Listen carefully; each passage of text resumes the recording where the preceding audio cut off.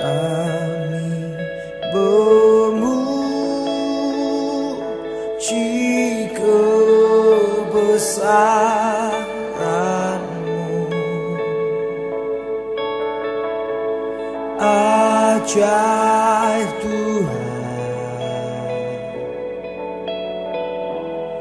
ajaib Tuhan. Kami memuji kebesaran-Mu, ajaib Tuhan,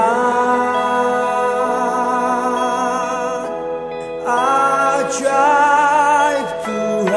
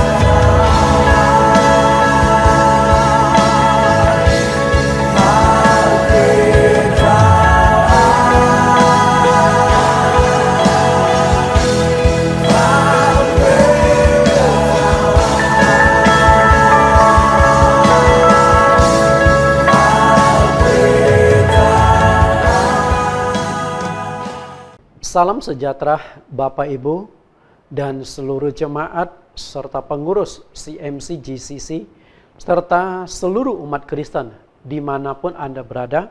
Berjumpa kembali dengan saya Pendeta Nathan Jurnawan di ibadah online live streaming tanggal 19 Juli 2020. Karena situasi COVID yang belum ada kunjung selesai, kita tetap mengadakan ibadah secara online, dan saya yakin bahwa ibadah ini tidak mengurangi rasa hormat, rasa syukur, dan rasa khidmat kita di dalam ibadah kepada Tuhan. Kita akan membahas hari ini dengan satu topik yang cukup menarik, menanti kuasa Tuhan dinyatakan. Namun sebelum kita memulai mendengarkan kebenaran firman Tuhan, terlebih dulu kita akan mendengarkan pujian penyembahan yang akan dibawakan oleh Bapak Pendeta Jonathan Prawira.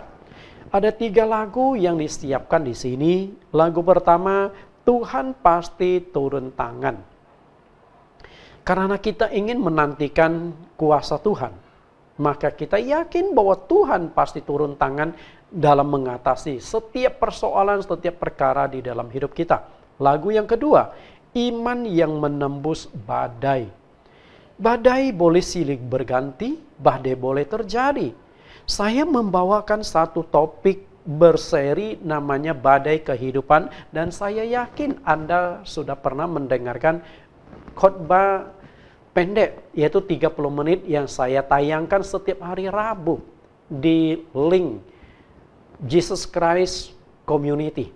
Jadi Bapak Ibu yang belum pernah mendengarkan topik yang sangat menarik Badai Kehidupan, silakan masuk ke link YouTube kami di Jesus Christ Community. Lagu yang ketiga, Seperti Raja Wali. Raja Wali adalah gambaran seekor burung elang, seekor burung yang terbang dengan kekuatan sayapnya. Sehingga walaupun badai terjadi, tapi justru dia bisa memanfaatkan badai untuk mengapung di udara, sehingga badai itu dijadikan sebagai kekuatan untuk membantu dia terbang. Mari saya persilakan Bapak Pendeta Jonathan Prawira untuk menaikkan pujian dan penyembahan ini, dan harapan saya seluruh jemaat yang mengikuti ibadah online ini bisa juga mengikuti dan bernyanyi bersama walaupun kita mungkin masih asing dengan lagu ini. Mari kita persilakan.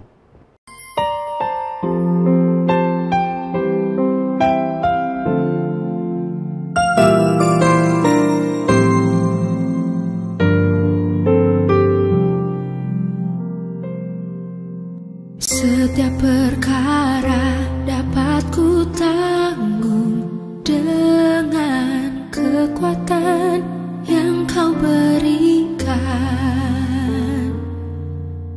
Bahkan di dalam kelemahanku, tahu kuasa-Mu semakin sempurna.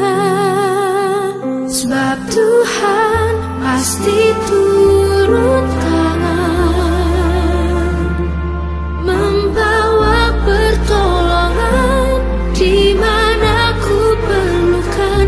Apabila Kau yang campur tangan, di setiap pergumulan Kau bawaku menuju kemenangan.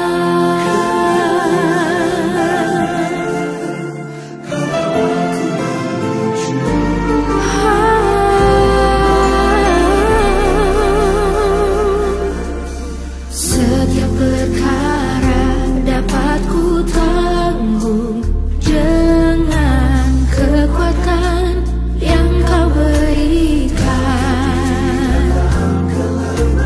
Bahkan di dalam kelemahanku, tahu kuasa-Mu semakin sempurna.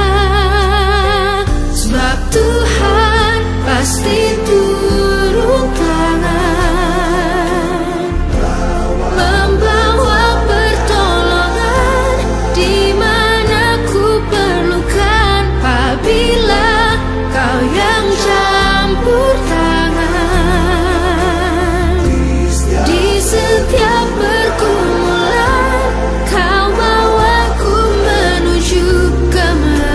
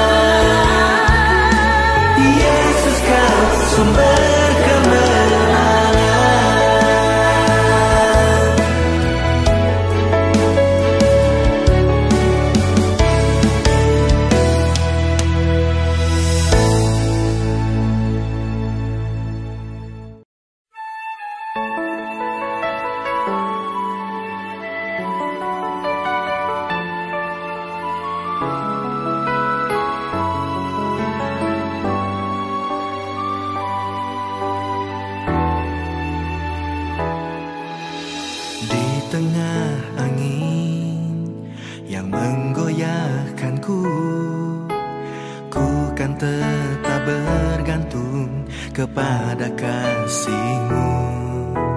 Lewati badai yang menghalangiku, ku kan selalu bertindak di dalam kuasa-Mu, menanti dalam hadirat-Mu. Kau mengangkatku tinggi seperti Raja Wali yang terbang dengan kekuatan-Mu. Ku naik makin tinggi setinggi rancangan yang telah Kau beri.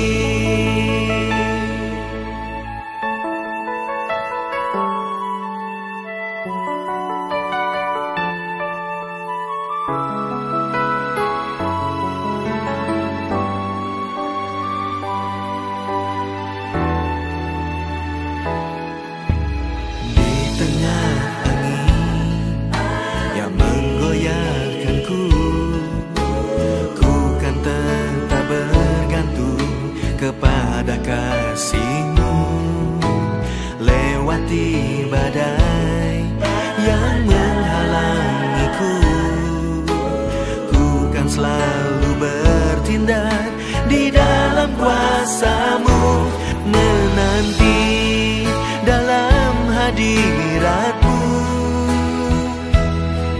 Kau mengangkatku tinggi seperti Raja Wali yang terbang dengan kekuatan-Mu.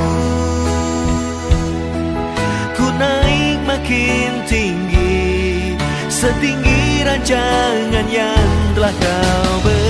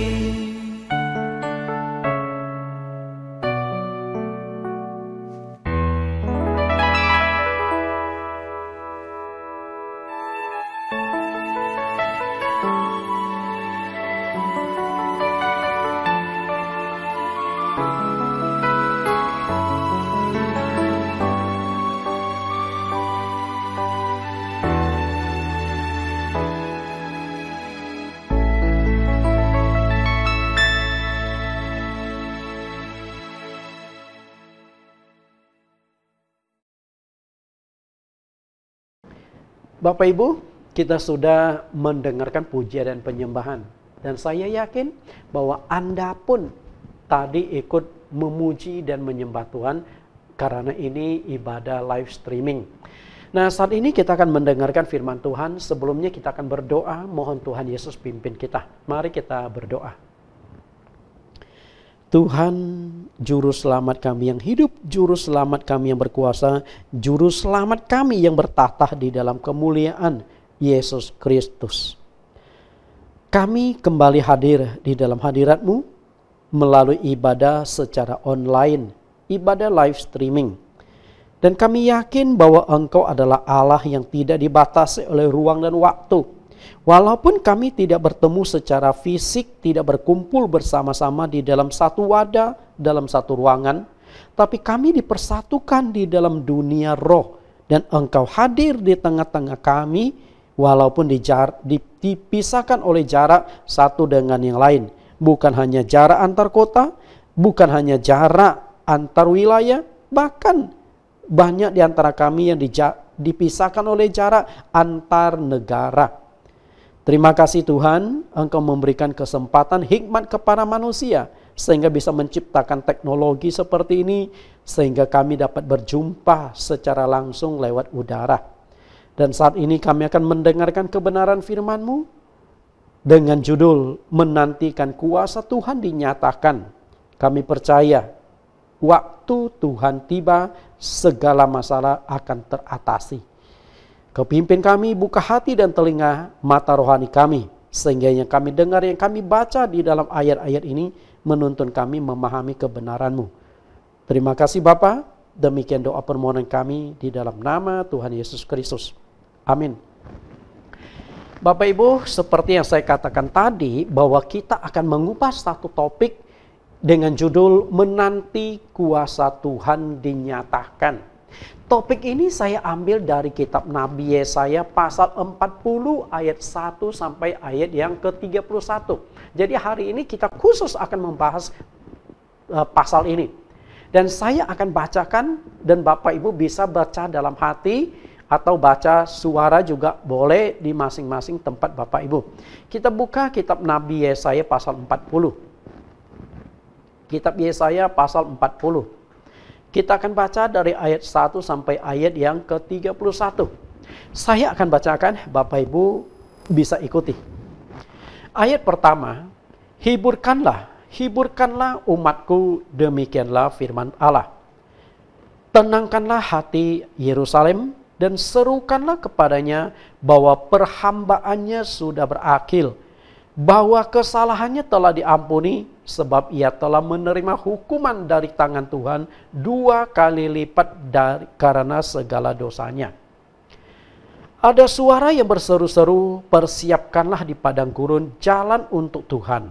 Luruskanlah di padang belantara jalan raya bagi Allah kita. Sebab setiap lembah harus ditutup dan setiap gunung dan bukit diratakan. Tanah yang berbukit-bukit harus menjadi tanah yang rata dan tanah yang berlekuk-lekuk menjadi daratan. Ayat yang kelima. Ayat yang kelima.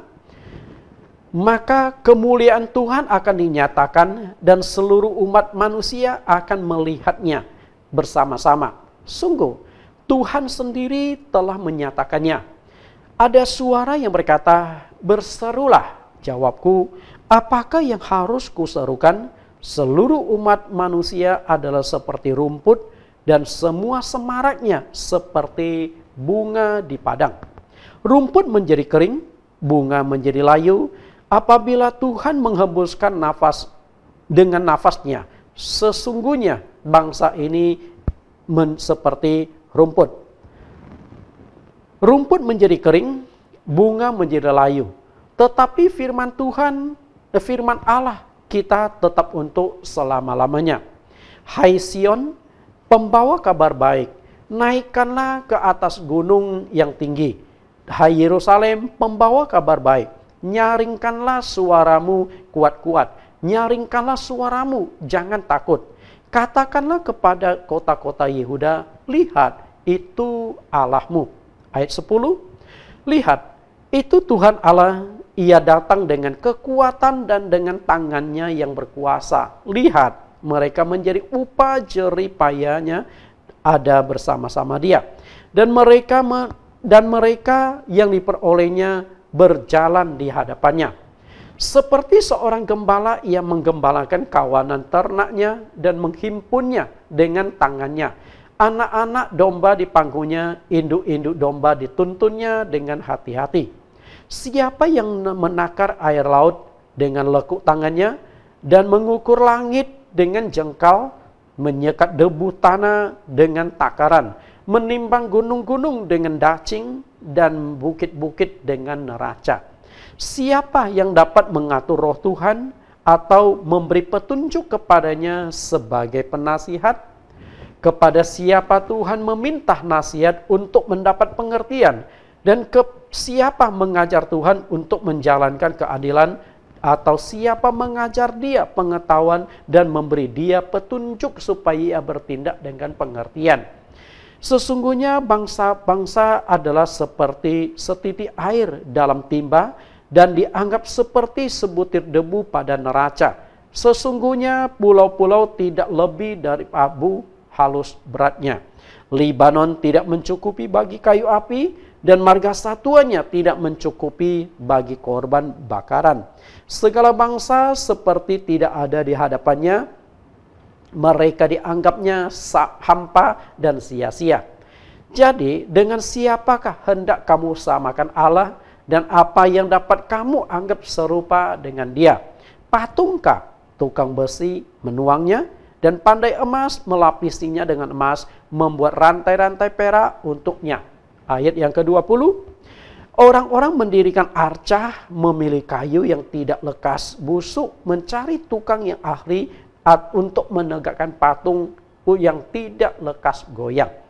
Tidakkah kamu tahu? Tidakkah kamu dengar? Tidakkah diberitahukan kepadamu dari semula?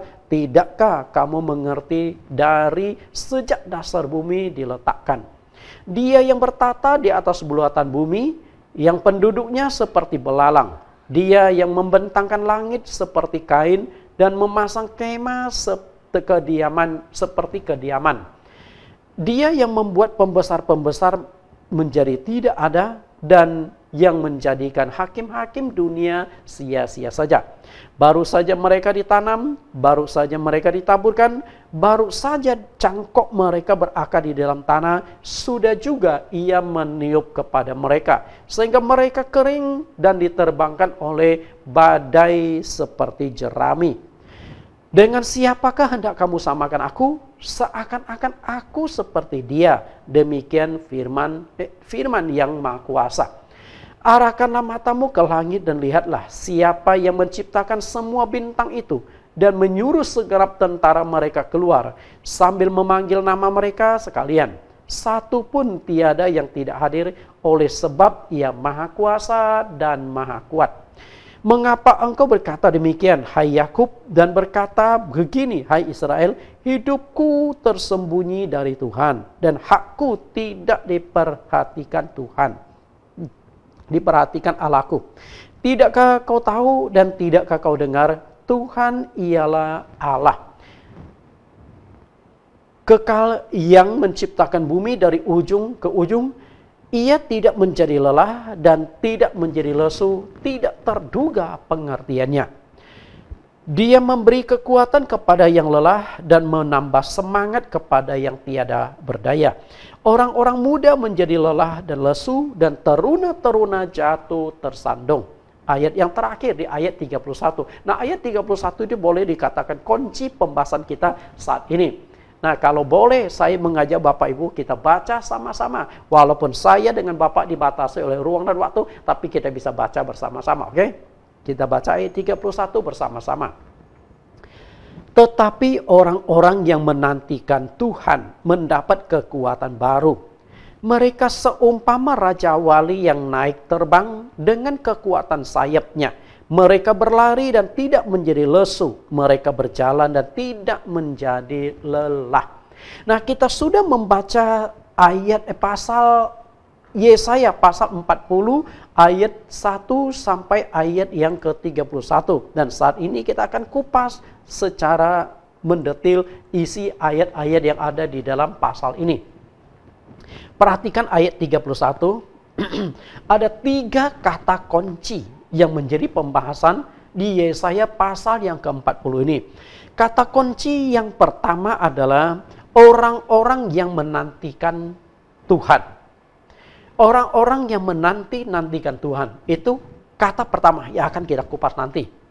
Lalu kata yang kedua adalah mendapat kekuatan baru. Saya percaya orang yang tekun menantikan Tuhan pasti mendapatkan perlindungan, mendapatkan pertolongan, mendapatkan kekuatan dari Tuhan. Dan kata yang ketiga adalah mereka seumpama raja wali. Artinya orang yang menantikan Tuhan ini seperti seekor burung raja wali terbang tinggi dengan kekuatan sayapnya. Dia ada di atas, tidak terpengaruh apa yang ada di dalam dunia lagi. Kita akan kupas ketiga hal tersebut. Yang pertama, menantikan Tuhan.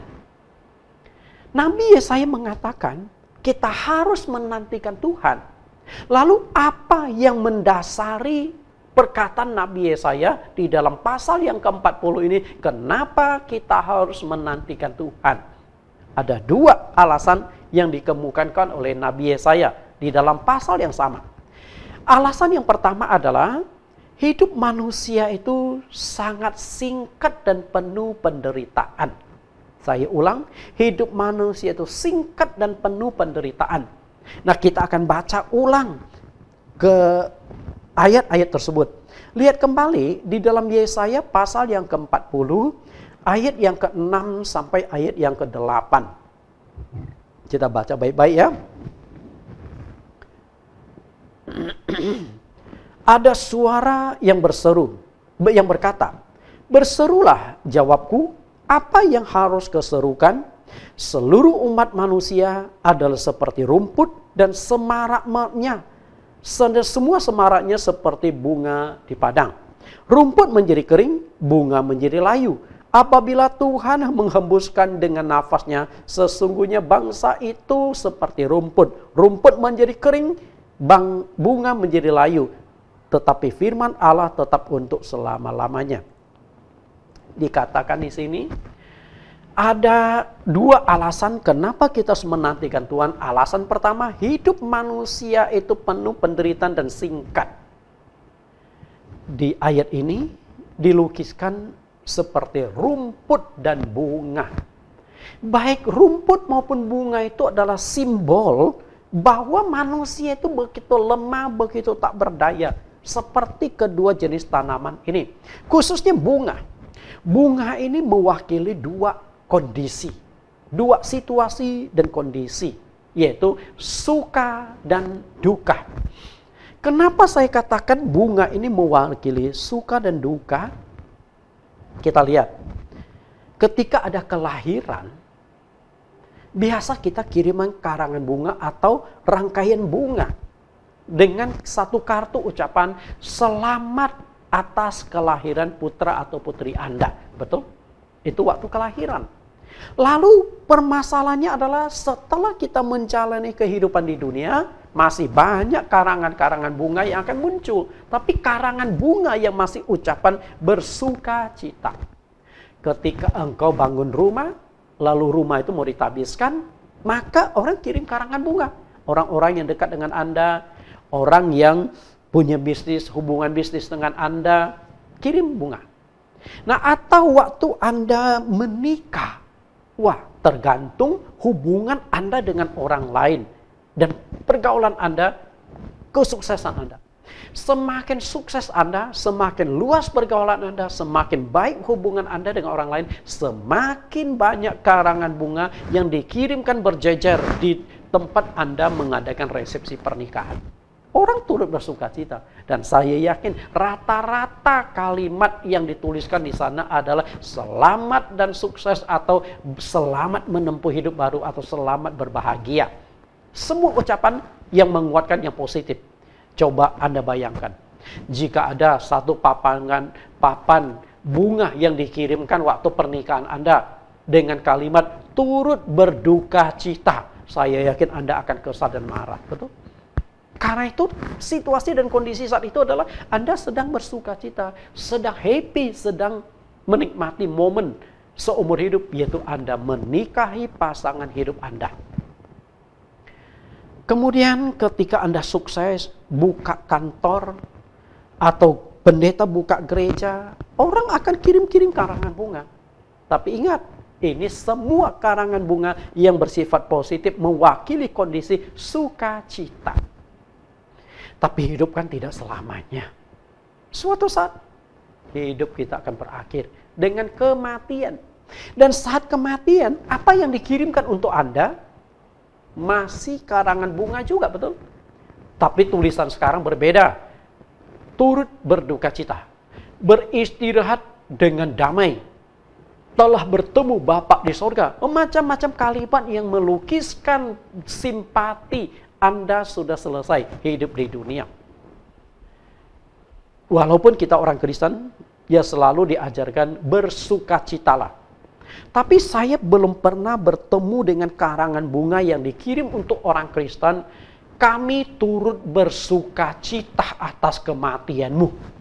Belum pernah. Padahal bagi orang Kristen kematian itu sukacita, bukan duka cita, betul? Sukacita karena dia akan bertemu dengan Bapa di sorga. Dia sudah selesai perjuangan hidupnya di dunia. Tapi tetap saja tidak elok kita mengirim bunga dengan tulisan seperti itu. Nah, di sini kita sudah lihat kenapa Nabi Yesaya menggunakan istilah bunga untuk melukiskan bahwa hidup manusia itu ada dua sisi. Hidup ini suka, hidup ini duka. Kedua sisi ini silih berganti. Hari ini engkau bisa melewati harimu dengan tertawa ceria, dengan bersenang-senang, bisa happy-happy. Apakah besok kondisi itu akan sama? Mungkin besok kita akan alami masa yang sulit, melewati dengan air mata, melewati kehidupan dengan kesedihan. Kita tidak tahu, karena dua sisi ini selalu berganti. Nah, tapi lukisan dari Nabi Yesaya mengungkapkan hidup manusia itu singkat seperti bunga, rumput dan sebagainya. Hal yang sama pun pernah diungkapkan oleh Nabi Musa ribuan tahun yang lalu. Kita akan coba lihat di Mazmur 90 ayat yang ke-10 sampai ayat yang ke-12. Kita akan buka Mazmur 90. Bagi Bapak Ibu yang pegang Alkitab, nanti dikasih tanda Alkitab itu di Yesaya pasal 40. Karena pembahasan kita hari ini adalah pasal ini. Saya jarang mengupas satu pasal, karena saya sering kali khotbah itu bersifat tematik. Satu topik, satu tema dikupas. Tapi hari ini kita kupas secara lebih rinci. Lihat Mazmur. Mazmur pasal yang ke-90 ayat 10 sampai ayat yang ke-12. Yang menuliskan kitab yang menulis kitab Mazmur banyak orang. Tapi porsi yang paling banyak itu ditulis oleh Raja Daud. Nah, di pasal yang ke-90 ini yang menulis itu adalah Nabi Musa. Kita lihat apa yang ditulis oleh Musa. Ayat 10. Masa hidup kami 70 tahun dan jika kami kuat 80 tahun. Dan kebanggaannya adalah kesukaran dan penderitaan sebab berlalunya buru-buru dan kami melayang lenyap. Siapakah yang mengenal kekuatan murkamu dan takut kepada gemasmu? Ajarlah kami menghitung hari-hari kami sedemikian hingga kami beroleh hati yang bijaksana. Musa katakan di ayat yang ke-10, masa hidup kami 70 tahun. Dan jika kami kuat 80 tahun. 70, 80 tahun. Kenapa muncul satu ring angka seperti ini? Apakah umur manusia pada zaman itu 80 tahun pasti mati? Tidak juga.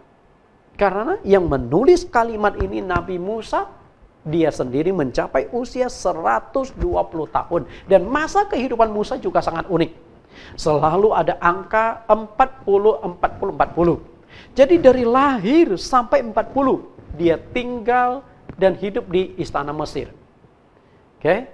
Karena dia diangkat sebagai anak oleh putri Firaun. Lalu setelah itu dia melakukan pembelaan kepada bangsa Israel. Dia melihat ada orang Yahudi yang dianiaya oleh orang Mesir. Lalu dia membela orang Yahudi, dia bunuhlah orang Mesir itu. Lalu berita itu terdengar, kemudian Firaun marah. Mengancam akan menangkap dia. Lalu dia mulai melarikan diri ke padang gurun. Nah, dia di padang gurun lalu menikah menjadi pemelihara kambing domba selama 40 tahun di padang gurun. Itu masa kehidupan yang sangat-sangat sulit. Yang namanya padang gurun adalah masa yang penuh dengan penderitaan. Setelah itu, di umur 80 tahun, Tuhan memanggil dia, memilih dia untuk menuntun bangsa Israel keluar dari Mesir menuju ke tanah Kanaan. Dan Tuhan pakai dia selama 40 tahun. Jadi dia meninggal di usia 120 tahun. Nah, Musa memunculkan angka 70-80, kemungkinan manusia yang paling banyak meninggal pada zaman itu adalah kisaran usia 70-80 tahun. Tapi apa yang paling menarik dalam hidup manusia? Seperti yang dikatakan oleh Musa di sini, 70 tahun, 80 tahun. Yang paling banyak dan paling menonjol dalam hidup manusia adalah kesukaran dan penderitaan. hidup manusia itu ada dua sisi. Suka dan duka. Boleh dikatakan sisi suka dan duka ini yang paling banyak dan paling menonjol adalah duka cita. Dengan kata lain, saya bisa menggunakan satu istilah filosofi. Awal dan akhir hidup adalah air mata. Anda setuju? Awal hidup, yaitu kelahiran adalah air mata. Di saat itu biasa ada dua orang yang menangis. Ibunya menangis karena kesakitan melahirkan. Walaupun teknologi kedokteran zaman sekarang sudah canggih, kelahiran seringkali harus lewati dengan kematian. Yang kedua adalah anak itu yang menangis. Secara naluri, anak kecil si bayi yang baru lahir itu sudah tahu tantangan hidup, perjuangan hidup, kesulitan hidup sudah dimulai dan akan dilewati dengan banyak air mata sepanjang hidupnya. Kemudian dia meninggal. Dan waktu meninggal, air mata lagi, betul? Saat itu air mata yang akan mengalir lebih banyak dari waktu dilahirkan. Pasangan hidup akan menangis, anak menantumu akan menangis, cucumu akan menangis, rekan kerjamu akan menangis, sahabatmu akan menangis, jemaat satu gereja dengan Anda akan menangis, tergantung bagaimana cara Anda hidup. Semakin baik hidupmu di dunia, semakin orang merasa kehilangan dan sayang atas kematianmu. Karena itulah mereka menangis. Tapi jika hidupmu semakin jahat, semakin tidak ada artinya, kematianmu malah diharapkan orang karena engkau bukan orang baik. Yang menangis siapa? Yang menangis mungkin hanya 2-3 orang. Dan itu bukan keluargamu, tapi tukang kredit. Karena Anda ambil kredit, Anda belum bayar. Sehingga tukang kredit bingung mau kejar di mana, duitnya mau tarik sama siapa. Itulah yang terjadi. Karena itu waktu meninggal, bagaimana Anda hidup di dunia akan berdampak pada berapa banyak orang yang sedih dan merasa kehilangan engkau, bahkan menangis. Tapi waktu perkabungan, ada satu orang yang tidak menangis. Anda tahu siapa dia? Waktu perkabungan. Anda tahu? Ya, yang tidak menangis adalah orang yang meninggal itu. Oke, bayangkan. Waktu perkabungan, kebetulan yang meninggal ini orangnya hidupnya baik. Lalu pendeta mulai berkhotbah, mengungkapkan bagaimana kehidupannya. Dan banyak orang yang terharu mendengarkan kisahnya dan juga dia pernah menolong, dia pernah mendapatkan pertolongan orang yang meninggal ini. Kemudian khotbah yang begitu menarik mengharukan, banyak orang yang menangis. Tiba-tiba dari peti mayat yang belum ditutup itu keluar sebuah tangan berkata, minta tisu dong. Kira-kira ibadah perkabungan itu geger nggak? Bubar nggak? Dia tidak perlu menangis lagi. Perjuangan, tantangan, masalah, kesulitan hidup dia sudah selesai. Yang masih perlu menangis adalah orang-orang yang masih hidup di dunia. Orang-orang dekat dia. Itulah hidup manusia. Nah, karena hidup manusia singkat, penuh penderitaan, penuh dengan masalah kesulitan, maka kita membutuhkan pertolongan Tuhan. Karena itulah Yesaya mengatakan, menanti-nantikan kuasa Tuhan dinyatakan. Itu alasan pertama. Alasan yang kedua, kenapa kita mesti menantikan Tuhan? Karena hanya Tuhan yang sanggup menolong kita. Dia Maha Kuasa. Dia Maha Tahu. Kata Maha itu hanya cocok untuk Tuhan, tidak cocok untuk manusia. Maha itu besar, Maha itu segala-galanya. Tidak ada yang mustahil, tidak ada yang tidak bisa dilakukan. Maha Kuasa artinya tidak ada yang mustahil. Maha Tahu artinya tidak ada sesuatu pun yang tersembunyi bagi Tuhan kita. Manusia tidak bisa dikatakan maha. Kalau yang mulia mungkin, yang mulia Tuhanku, yang mulia raja, yang mulia pejabat, hakim dan lain sebagainya. Itu kata mulia, tapi bukan menunjukkan maha. Okay? Dalam Yesaya pasal yang ke-40, ada 2 ayat yang diulang untuk menegaskan tidak ada satupun yang seperti Tuhan kita. Yang tadi saya katakan maha itu. Kita lihat Yesaya pasal yang ke-40 ayat 18 dan ayat yang ke-25. Buka kembali Yesaya pasal yang ke-40 di HP Bapak atau di Alkitab Bapak Ibu. Yesaya pasal 40. Sekarang kita akan lihat di ayat yang ke-18 dan ayat yang ke-25. Ayat yang ke-18, jadi dengan siapa hendak kamu samakan Allah, dan apa yang dapat kamu anggap serupa dengan Dia? Dengan siapa mau samakan Tuhan? Lalu ayat yang ke-25. Dengan siapa hendak kamu samakan aku, seakan-akan aku seperti Dia, firman yang maha kudus. Oke.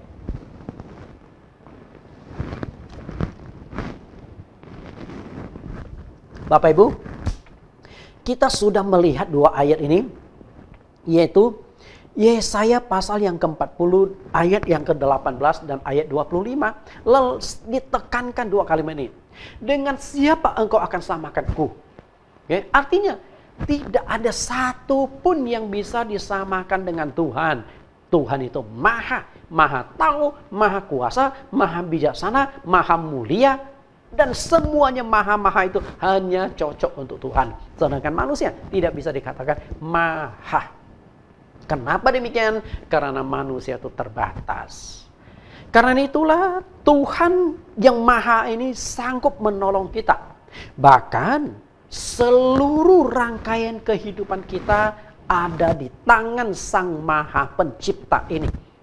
Dari kita lahir, sepanjang hidup kita mati, bahkan setelah mati pun kita tidak bisa lepas dari Sang Maha Pencipta. Sederhana, waktu kita lahir. Anda lahir sebagai laki-laki dan perempuan, itu pilihan Anda atau terima nasib. Terima nasib, betul. Saya lahir sebagai laki-laki, saya terima. Saya nggak meminta dan saya nggak bisa memilih. Ya? Mungkin banyak orang yang tidak bisa terima, maka dia berusaha memilih. Muncullah yang namanya LGBT ataupun namanya transgender. Laki-laki berusaha mengubah dirinya lewat operasi jadi perempuan. Yang perempuan berusaha mengubah dirinya jadi laki-laki. Nggak pernah puas. Okay? Kita nggak bisa memilih. Kenapa yang laki-laki dioperasi jadi perempuan, perempuan dioperasi jadi laki-laki? Kenapa bolak-balik demikian? Karena mereka tidak bisa memilih. Mereka maunya sebagai laki-laki, padahal mungkin punya perasaan sebagai wanita. Kita tidak bisa memilih. Anda tidak bisa memilih mau lahir di keluarga mana. Kalau bisa memilih, kita semua maunya lahir di keluarga kaya raya, lahir di keluarga konglomerat, betul? Kalau kita bisa memilih, kita mau lahir di dunia, di negara yang ekonominya baik, negara yang maju, negara yang makmur, negara yang teratur. Betul nggak? Kita nggak bisa memilih. Kita hanya bisa menjalani kehidupan. Karena sudah ditentukan Tuhan. Kita tidak bisa memilih kapan mulai dilahirkan. Kita tidak bisa memilih semuanya. Jangan jauh-jauh. Ayah ibunya juga nggak bisa mengatur. Mau lahirnya laki-laki atau perempuan.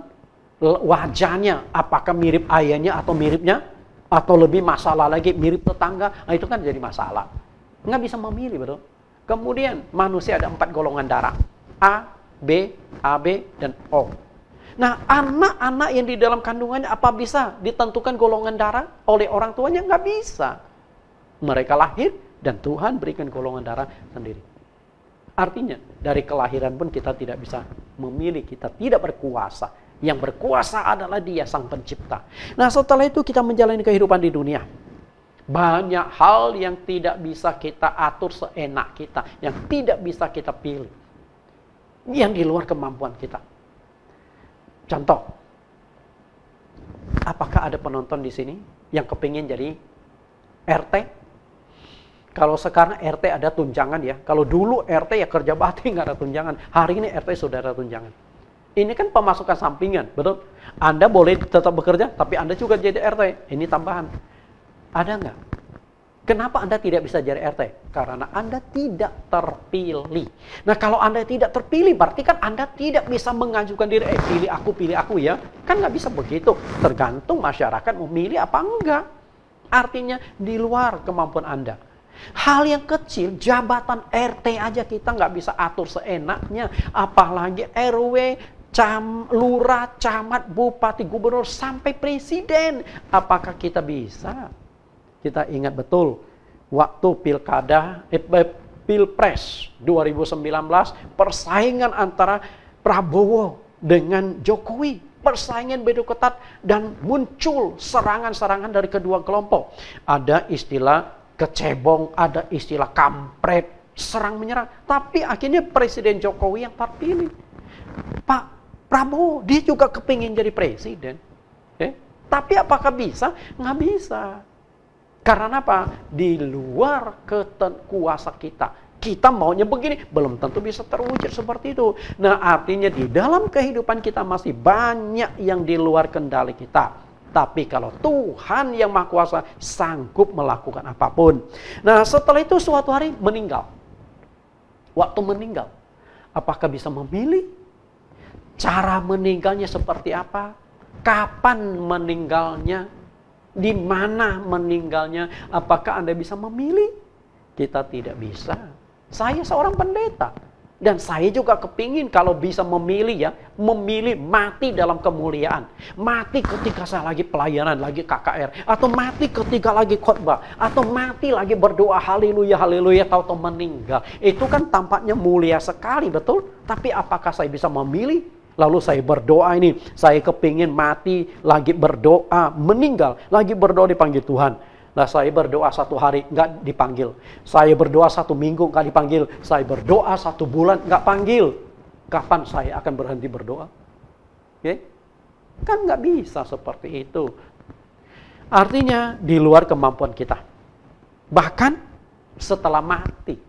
Di dalam Ibrani 9 ayat yang ke-27 mengatakan, dan sama seperti manusia ditetapkan untuk mati 1 kali, sesudah itu dihakimi. Ternyata setelah mati pun kita nggak bisa lepas dari tangan Tuhan. Tidak bisa lepas dari kuasa Tuhan. Karena yang menentukan sorga neraka, yang melakukan penghakiman adalah Tuhan. Artinya kita pun nggak berdaya. Nah, dari sini kita sudah melihat Tuhan berkuasa atas hidup manusia. Dari lahir sampai mati, bahkan setelah mati. Nah, kalau dia berkuasa atas hidup manusia, tentu dia berkuasa menolongmu. Betul? Jika dia berkuasa atas kelahiranmu, kematianmu, keselamatanmu, dia pasti berkuasa menolongmu. Apapun masalahmu, apapun kesulitanmu, apapun persoalanmu, Tuhan sanggup menolongmu. Tuhan sanggup membantumu. Karena itulah, percayalah, sandar kepada Tuhan, setia menantikan Tuhan. Lalu, selanjutnya adalah siapa dan Tuhan seperti apa yang harus kita nantikan pertolongannya. Yesaya menjawab lagi di ayat 3 sampai ayat 5. Lihat Yesaya pasal 40 ayat 3 sampai ayat yang ke-5. Ayat yang ketiga, ada suara yang berseru-seru, persiapkanlah di padang gurun jalan untuk Tuhan, luruskanlah di padang belantara jalan raya bagi Allah kita. Setiap lembah harus ditutup dan setiap gunung dan bukit diratakan. Tanah yang berbukit-bukit harus menjadi tanah yang rata dan tanah yang berlekuk-lekuk menjadi dataran. Maka kemuliaan Tuhan akan dinyatakan dan seluruh umat manusia akan melihatnya bersama-sama. Sungguh Tuhan sendiri telah menyatakannya. Bapak Ibu yang saya kasih di dalam Tuhan, lihat ayat-ayat ini, siapakah Tuhan yang harus kita nantikan? Ternyata yang dicatatkan oleh Nabi Yesaya pasal 40 ayat 3-5 adalah kalimat nubuat. Perhatikan, ada suara yang berseru-seru di padang gurun. Dan Anda tahu suara siapakah itu dan digenapi atas siapa? Nah, saya akan kutip penggenapannya di Matius pasal 3 ayat 1 sampai ayat 3. Matius pasal 3 ayat 1 sampai 3. Ayat 1, pada waktu itu tampillah Yohanes Pembaptis di padang gurun Yudea dan memberitakan, bertobatlah sebab kerajaan sorga sudah dekat. Sesungguhnya dialah yang dimaksudkan Nabi Yesaya ketika ia berkata, ada suara orang yang berseru-seru di padang gurun, persiapkanlah jalan untuk Tuhan, luruskanlah jalan baginya. Ternyata nubuat itu digenapi atas Nabi Yesaya, atas nubuat Nabi Yesaya pasal 40 ini digenapi atas Yohanes Pembaptis. Lalu dikatakan persiapkan jalan bagi Tuhan, luruskan jalan baginya. Tuhan siapa yang maksudkan? Ternyata dikenapi atas diri Yesus Kristus. Dengan kata lain, yang dinanti-nantikan seperti yang dikatakan oleh Nabi Yesaya adalah Yesus Kristus. Kita lihat juga di ayat yang ke-11. Matius 3 ayat yang ke-11. Aku membaptis kamu dengan air sebagai tanda pertobatan, tetapi ia yang datang kemudian daripadaku lebih berkuasa daripadaku, dan aku tidak layak melepaskan kasutnya. Ia akan membaptis kamu dengan Roh Kudus dan dengan api. Ternyata Yohanes menceritakan siapakah yang akan datang dan lebih berkuasa, yang dia siapkan jalannya, yaitu Tuhan Yesus Kristus. Artinya, kita kembali ke Yesaya pasal yang ke-40 ini. Yang harus kita nanti-nantikan itu adalah Yesus Kristus. Tuhan kita. Luar biasa. Ternyata yang harus kita nantikan, yang harus kita minta pertolongannya adalah Yesus Kristus. Nah, yang menjadi persoalannya sekarang adalah, jika Yesus Kristus itu adalah Tuhan yang harus dinantikan, mengapa manusia tidak mau bersandar kuasa Yesus? Kenapa? Padahal di dalam Alkitab itu sudah terbukti ketika Yesus hidup di dunia, dia berkuasa segala-galanya. Berkuasa atas kelahiran dan kematian manusia. Karena sudah terbukti Yesus bisa membangkitkan orang yang sudah mati. Artinya hidup mati manusia ada di tangan Tuhan. Dan Yesus berkuasa atas penyakit manusia. Macam-macam penyakit disembuhkan oleh Tuhan. Yang lumpuh berjalan, yang buta melihat, yang tuli mendengar. Bahkan orang yang kerasukan setan pun Yesus bebaskan dalam setan yang ada di dalam dirinya. Lalu Yesus berkuasa juga atas ekonomi manusia. Hanya dengan 5 roti 2 ikan dia bisa memberi makan 5.000 orang. Artinya dia sanggup melipat gandakan melakukan mujizat. Satu kali murid-murid menjala ikan di Danau Tiberias. Semalam-malaman mereka menjala ikan, tidak seekor ikan pun yang mereka dapatkan. Itu dicatatkan di Yohanes pasal 21 ayat 3. Tapi setelah itu mereka siapkan jala mau pulang. Yesus datang bertanya, "Hai anak-anak, apakah kalian punya lauk pauk?" Mereka jawab, "Enggak ada." Lalu Yesus berkata, "Turunkan jalamu di sebelah kanan perahu." Dan ketika jala itu diturunkan, mereka mendapatkan ikan-ikan besar. 153 ekor banyaknya. Artinya apa? Yesus bisa kendalikan ikan yang ada di laut. Okay? Yesus bisa. Karena itu jika Yesus bisa kendalikan ikan, artinya Yesus pencipta ikan, betul? Hanya pencipta yang berkuasa mengatur, yang mengendalikan ciptaannya. Yesus sudah terbukti. Banyak hal yang bisa dilakukan Tuhan Yesus. Tidak ada sesuatu yang mustahil bagi Tuhan. Dia sanggup melakukan apa? Dia sanggup menolong, sanggup menyelesaikan persoalanmu. Permasalahannya adalah tidak mengenal siapakah Yesus itu. Makanya Yesaya katakan di ayat yang ke-9. Kita lihat, harus diserukan nama Tuhan Yesus itu. Yesaya 40. Lihat kembali. Yesaya pasal yang ke-40. Ayat yang ke-9. Ayat pasal 40 ayat yang ke-9. Hai Sion, pembawa kabar baik. Naiklah ke atas gunung yang tinggi, hai Yerusalem, pembawa kabar baik. Nyaringkanlah suaramu kuat-kuat. Nyaringkanlah suaramu, jangan takut. Katakanlah kepada kota-kota Yehuda, lihat itu Allahmu. Apa yang dikatakan oleh Yesaya? Hai Sion. Sion itu adalah kota Daud.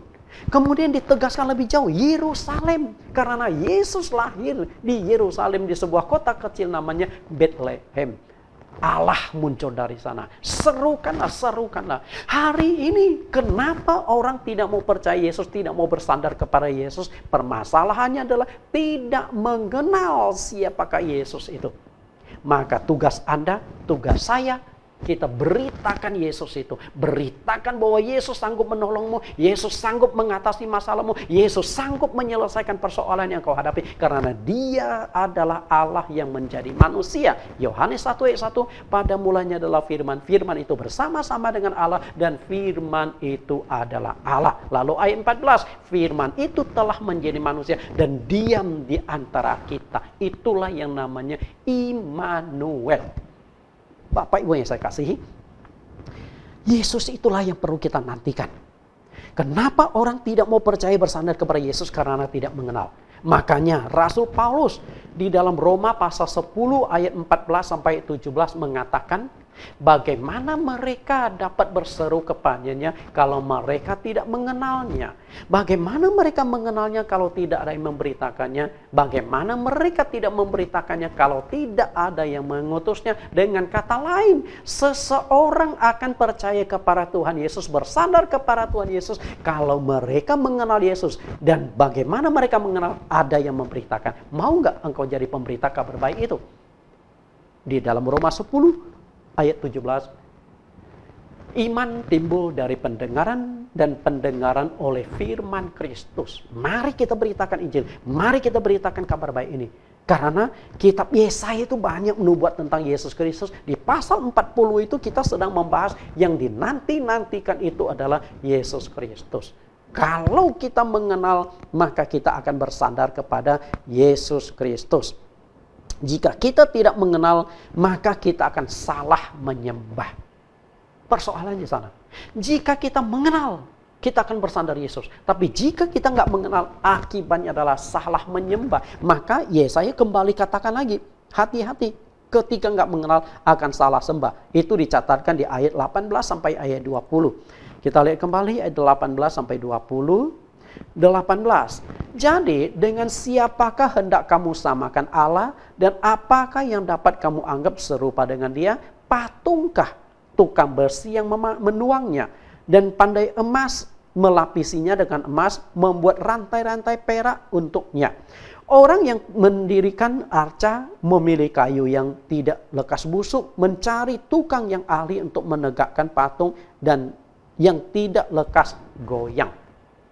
Karena tidak mengenal, terjadilah salah penyembahan. Bapak Ibu yang saya kasihi, ada satu kisah, mungkin Anda pernah mendengar, sebagai orang China terutama, pernah mendengar tentang Quan Kong. Pernah? Quan Kong? Nah, Quan Kong ini dilukis adalah sebuah patung yang digambarkan membawa sebuah golok besar dan seringkali menunggang seekor kuda. Nah, di layar ini saya munculkan gambar Quan Kong. Oke, Bapak Ibu bisa melihat gambar Quan Kong ini di layar. Inilah dia dengan menunggang kuda besar, kemudian sebuah golok besar. Siapakah Quan Kong ini dan bagaimana perannya di dalam kehidupan terutama orang-orang Chinese? Banyak orang Chinese percaya dan menjadi Quan Kong sebagai dewa perlindungan. Ada 3 hal yang mereka percaya sanggup dilindungi oleh Quan Kong ini. Yang pertama adalah pelindung dalam perdagangan. Yang kedua, dewa pelindung dalam kesusastraan. Dan yang ketiga, dewa pelindung rakyat dari malapetaka, peperangan yang mengerikan. Maka tidak heran, di banyak tempat, bahkan di rumah-rumah pun seringkali ada patung Quan Kong. Kenapa? Karena mereka anggap ini adalah pelindung. Sebenarnya siapa Quan Kong itu? Apakah dia dewa? Apakah dia Tuhan? Kalau Anda tahu sejarahnya, sebenarnya tidak demikian. Nama asli Quan Kong itu adalah Guan Yu. Guan Yu. Dia hidup pada zaman Samko. Samko ini adalah 3 negara. Karena saat itu di Tiongkok muncul 3 negara yang sama-sama punya pemerintahan, punya rakyat, punya prajurit. 3 kerajaan itu berdiri. Okay. Tahun 160 sampai 220 sesudah Masehi. Itulah masa hidup Quan Kong ini.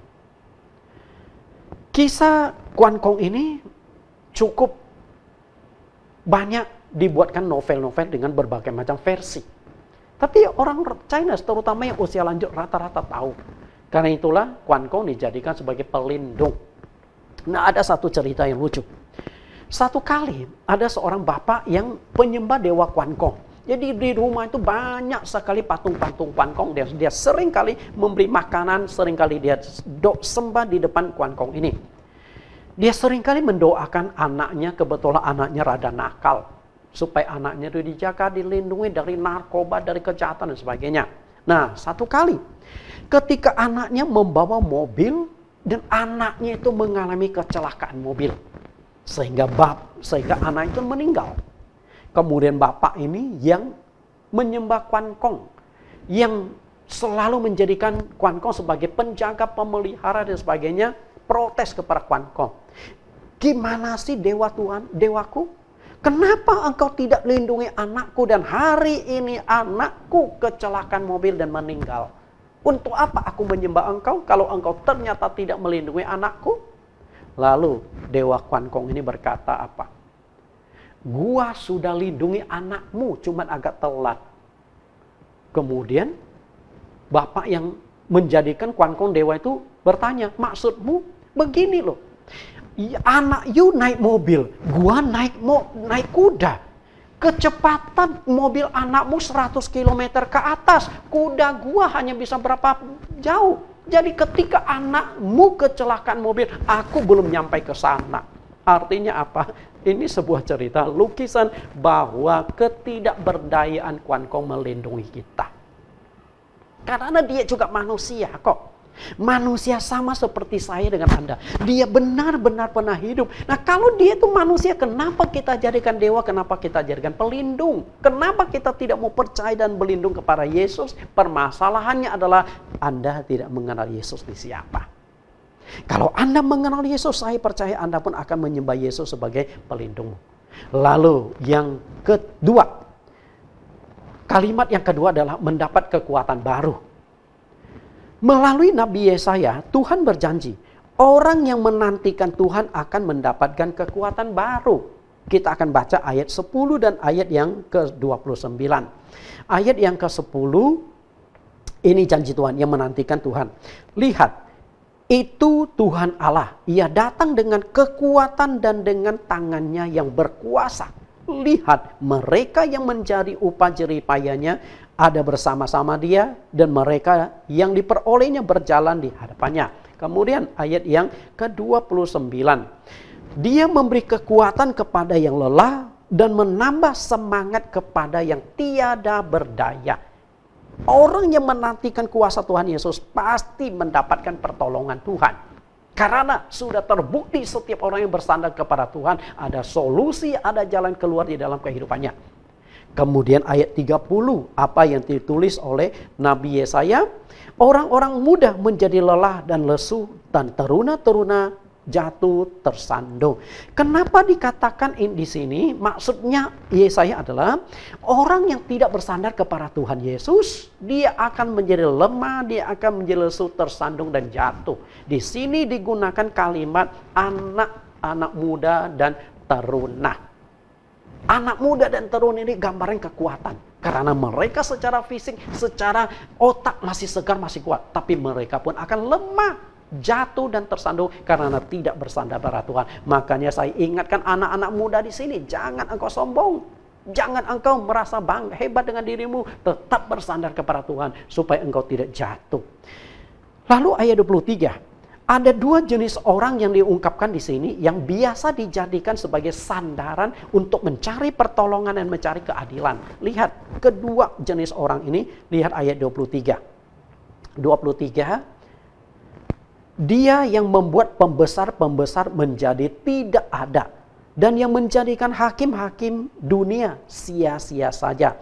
Kedua jenis orang itu adalah pertama pembesar dan yang kedua adalah hakim. Pembesar, para pejabat, sering kali kita berteman, kita jadikan mereka sebagai backingan, sebagai sandaran. Tuhan berkata, mereka tidak ada apa-apanya. Lalu hakim, di mana kita mencari keadilan, mencari perlindungan, supaya kasus kita dibela, ditolong. Tuhan berkata, mereka juga tidak ada kekuatan. Artinya hakim maupun pejabat tidak bisa kita jadikan sandaran. Mereka bukan Tuhan, mereka bukan Maha. Satu-satunya yang bisa dijadikan sandaran adalah Allah yang Maha Kuasa di dalam Yesus Kristus. Oke, kemudian kalimat yang ketiga dan yang terakhir, seperti Raja Wali. Bapak Ibu yang saya kasih, manusia itu digambarkan seperti seekor burung Raja Wali, akan mendapatkan kekuatan baru dan terbang tinggi. Orang yang menanti-nantikan Tuhan, yang menantikan pertolongan, menantikan jamahan Tuhan, akan seperti Raja Wali, terbang dengan kekuatan sayapnya, terbang tinggi. Bapak Ibu tahu, Raja Wali adalah jenis burung yang umurnya paling panjang. Raja Wali itu bisa mencapai umur sampai 70 tahun hidup di dunia. Betapa hebatnya. Mungkin umur kita pun tidak akan sepanjang itu. Kita lahir, si Raja Wali juga baru menetas. Kita sudah mati, Raja Wali masih hidup. Oke? Karena belum tentu kita bisa mencapai umur 70 tahun. Nah, Bapak Ibu yang saya kasih, tapi di sini ada persoalan. Raja Wali yang hidup 70 tahun itu enggak langsung dari dia menetas sampai 70 tahun lenggang saja, enggak. Dia pada usia tertentu akan mengalami masa-masa yang sulit, yaitu pada umur Raja Wali ketika mencapai umur 40 tahun kurang lebih. Nah, di umur 40 tahun ini Raja Wali akan mengalami kondisi yang lemah. Kenapa bisa lemah? Karena paruh dia akan tumbuh panjang dan akhirnya bengkok. Nah, kalau paruhnya sudah bengkok, dia itu nggak bisa makan karena terhalang oleh paruhnya ini. Selain itu, cakarnya, kukunya itu akan tumbuh panjang sampai melengkung sehingga dia tidak bisa mencengkeram lagi. Okay? Kalau dia tidak bisa mencengkeram, tidak bisa menangkap mangsa, dia nggak bisa makan. Dan andai kata dia berhasil menangkap mangsa pun, dia tidak bisa menggigit mangsa itu karena paruhnya yang sudah terpanjang. Kemudian sayapnya, bulunya 40 tahun loh, itu bulunya, sayapnya bertumbuh semakin lebat, bertumbuh jadi panjang sehingga sangat berat untuk dia. Maka Anda lihat kadang-kadang Raja Wali mau terbang itu susah, dia ambil ancang-ancang dulu untuk naik. Nah, dengan kondisi demikian, Raja Wali ini tidak ada pilihan. Dia akan bertahan dengan kondisi demikian atau merubah dirinya. Kalau dia tetap bertahan, dia akan mati kelaparan, nggak bisa makan. Maka si Raja Wali itu harus mengalami satu kondisi yang sulit, yaitu metamorfosis atau melakukan regenerasi. Bagaimana dia melakukan regenerasi? Dan regenerasi ini sebenarnya bukan hanya dialami oleh Raja Wali. Banyak hewan, misalnya ular. Kenapa ular itu ganti kulit? Itulah regenerasi, karena kulitnya sudah nggak memuat badan dia. Makanya banyak ular ganti kulit. Atau kepiting. Saya sering ke laut menangkap kepiting. Seringkali kita ketemu kepiting gede, tapi kulitnya lembut. Yang mungkin Anda pernah makan disebut kepiting lemburi. Kok ada kepiting kulitnya lembut? Karena dia lagi proses baru selesai ganti kulit. Nah, setelah ganti kulit, dia panjang lagi, tambah lagi ke umurnya. Okay? Nah, selain itu ada juga buaya. Buaya juga bisa ganti kulit. Makanya kulit buaya. Bukan berarti kulit buaya dipotong. Ini kadang di hutan itu buaya bisa ganti kulit. Bapak Ibu yang saya kasih, nah regenerasi itu diperlukan. Raja Wali melakukan regenerasi. Dan ada 4 proses tahap yang harus dilewati oleh Raja Wali ini ketika dia mau regenerasi. Pertama, si Raja Wali itu harus terbang ke satu gunung. Lalu dia bersaring di tebing gunung itu. Itu pertama. Artinya, dia ini kan sudah susah terbang, tapi dia harus paksakan diri terbang sampai ke sisi ke gunung di mana ada tempat yang curam. Setelah itu dia bersarang di sana. Langkah yang kedua adalah dia harus mematuk paruhnya. Dia patok kepada batu yang ada di sana sampai berdarah, setelah itu sampai copot. Setelah copot, nah pelan-pelan akan tumbuh paruh yang baru. Semakin hari semakin baik, semakin kuat. Nah, muncullah paruh-paruh yang baru. Oke. Setelah itu, dengan paruh yang baru ini yang sudah kuat, lalu dia harus copot jari-jari kuku, dipatuk-patuk lalu dicopot. Itu waktu itu sulit. Dicopot itu pasti sakit, berdarah, sampai semua dicopot. Setelah itu kukunya mulai akan tak tumbuh lagi. Nah, setelah punya kuku baru, setelah punya paruh yang baru, lalu langkah selanjutnya dia harus copot itu bulu-bulunya satu-satu. Dia cabut satu-satu. Termasuk sayapnya dicabut, itu sakit, itu berdarah-darah. Sampai badannya itu setengah botak. Untuk apa? Supaya tumbuh lagi bulu-bulu baru, sayap yang baru. Nah, kalau 3 proses ini sudah selesai, maka muncullah seekor Raja Wali yang baru. Seekor Raja Wali yang sudah generasi. Tapi itu nggak mudah. Sangat sulit. Dan itu bukan memakan waktu 1-2 hari. Berapa hari? 150 hari prosesnya. Dengan kata lain, memakan waktu 5 bulanan. Baru lahirlah seekor Raja Wali. Dengan kekuatan akhirnya dia harus mulai terbang. Dengan kekuatan akhirnya dia mulai naik. Artinya harus mengalami satu proses.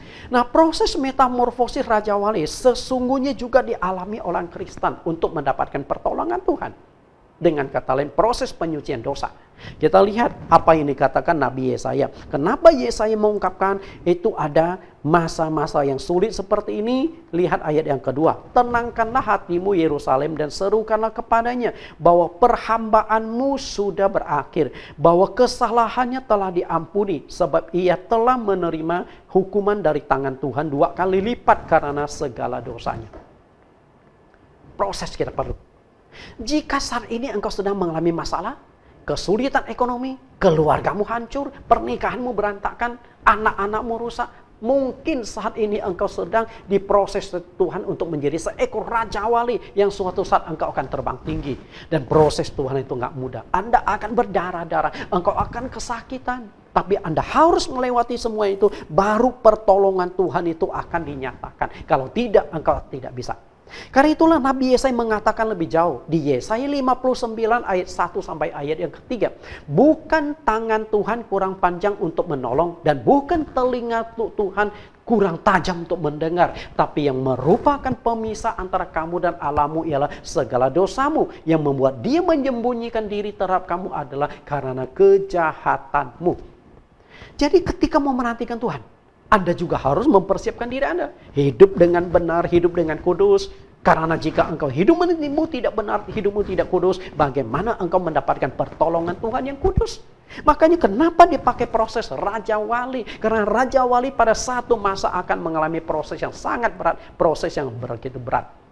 Bapak Ibu yang saya kasih, hingga hari ini, COVID sudah melanda dunia 6 bulan lebih. Dikoncang, baik ekonomi, sosial, politik, keagamaan mengalami goncangan yang begitu parah. Mungkin saat ini kita seperti burung Raja Wali itu sedang diproses oleh Tuhan, sedang dibentuk oleh Tuhan sehingga tumbuh menjadi seekor Raja Wali yang baru. Bapak Ibu, nah apakah saat ini kita bisa melewati semua itu? Hanya ada 2 pilihan, hanya ada 2 jawaban. Anda menyerah seperti Raja Wali yang umur 40 tahun ini, enggak mau mengalami proses itu sehingga dia mati, atau Anda ingin menjadi Raja Wali melewati proses yang menyakitkan itu. Dan ketika Anda memilih yang kedua, melewati metamorfosis, melewati masa yang sulit, percayalah setelah itu engkau akan dapatkan kekuatan sayap yang baru, terbang tinggi seperti Raja Wali, karena pertolongan Tuhan sudah terjadi atas hidupmu. Karena itu sudah 6 bulan nih kita mengalami masa yang sulit nih. Anggap saja saat ini kita sedang metamorfosis. Bulu-bulu kita sedang serontokkan. Dosa-dosa kita sedang dibereskan oleh Tuhan. Setelah itu kita ganti paruh, kita ganti cakar. Sehingga kita akan tajam, akan lebih kuat lagi. Saya percaya kalau engkau menantikan kuasa Tuhan Yesus akan menolongmu melewati proses yang berat ini. Sehingga engkau akan meraih kemenangan. Tuhan Yesus memberkati. Kita akan tundukkan kepala kita akan berdoa. Tuhan Juru Selamat kami yang hidup, yang berkuasa, dan kami sudah mendengar tentang Yesaya pasal yang ke-40, di mana nubuat itu kami tarik sampai kekinian. Ternyata Nabi Yesaya menubuatkan tentang menantikan pertolongan Tuhan Yesus. Karena hanya Dia yang sanggup menolong kami, karena kami percaya Yesus Kristus adalah Tuhan. Dia adalah Allah yang maha segala-galanya, maha kuasa, maha tahu, maha bijaksana, maha adil, dan maha kasih. Terima kasih Tuhan Yesus, kami bersyukur dan kami rindu menantikan pertolongan-Mu, terutama di masa-masa yang sulit COVID seperti sekarang ini. Kami percaya setiap orang yang bersandar kepada Engkau, menantikan Engkau, tidak akan dipermalukan dan akan mendapatkan pertolongan pada waktunya. Demikian doa permohonan kami dalam nama Yesus Kristus, Juru Selamat kami yang berkuasa dan hidup. Amin. Bapak Ibu, kita akan mendengarkan pengumuman dan doa syafaat yang akan disampaikan oleh Bapak Pendeta Michael. Mari saya persilakan Pak Michael. Terima kasih Pak Gembala yang telah memberikan khotbah menantikan kuasa Tuhan dinyatakan. Kami merasa semuanya pasti diberkati. CMC JCC mempunyai pengumuman sebagai berikut. 1. Telah dipanggil kembali oleh Tuhan ke rumah Bapa di surga Bapak Johnny Siddiq Arifin pada hari Selasa 14 Juli 2020 pada jam 10 pagi akibat serangan jantung. Jenazah almarhum telah dikebumikan di TPU Pondok Rangun. Gembala dan seluruh pengurus JCC mengucapkan turut berbelasungkawa. Semoga istri, yaitu Ibu Tinu dan anaknya Marvel, diberikan kekuatan dan penghiburan oleh Tuhan Yesus. 2. Untuk setiap pemelihara iman, jemaat dalam masa yang sulit dan kondisi social distancing, maka Gembala CMC JCC memberikan khotbah pendek, durasi sekitar 30 menit, yang akan disiarkan lewat YouTube setiap hari Rabu dengan tema Membangun Karakter Kristiani. Tema ini juga terdiri dari 7 episode. Rabu ini tanggal 22 Juli, judul kelima yang akan ditayangkan di YouTube adalah Orang yang berkarakter baik pasti diberkati Tuhan. 3. Berhubung dengan kegiatan kunjungan atau visitasi ke rumah jemaat belum bisa dijalankan, maka bagi jemaat yang punya masalah dan kesulitan dan membutuhkan konsultasi dengan gembala, dapat menghubungi nomor beliau secara pribadi di 0856 9495 3333. Sekali lagi 0856 9495 3333. Keempat, bagi jemaat yang ingin mendalami topik Roh Kudus, bisa mengikuti acara Zoom di aplikasi Zoom di acara Renew Everyday setiap hari Selasa malam jam 19, yaitu jam 7 malam. Marilah kita berdoa untuk pokok-pokok doa minggu ini. Ya Allah ya Bapa di surga, Tuhan kami Yesus Kristus, kami mohon agar COVID-19 yang melanda dunia dan Indonesia khususnya, kita berdoa mohon Tuhan berbelas kasih untuk mengatasi COVID-19 ini agar cepat berlalu dan kami bisa beribadah secara normal kembali. Kondisi krisis ekonomi yang sudah mulai melanda dunia dan Indonesia khususnya, kita juga mendoakan agar Indonesia tidak mengalami krisis yang signifikan.